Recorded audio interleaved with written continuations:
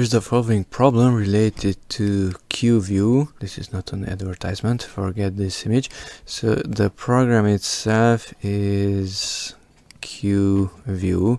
This qView is opening the AVIF file.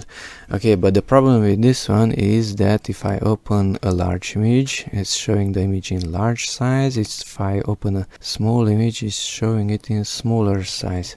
Okay, but if I press the right arrow, it's showing the larger image also in smaller size. If I open the large image and go to the left, now it's opening the small image in large size.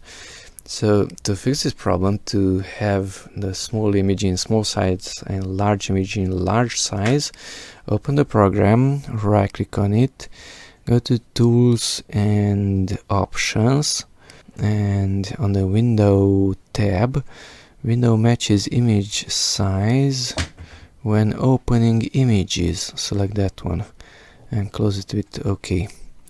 And now if I open the small image, it is small. If I open the large image, it is large. And if I go to the right, now it remains large and this remains small. I open the large image, this one is large and that one is small, so it's not picking up the size of the other image.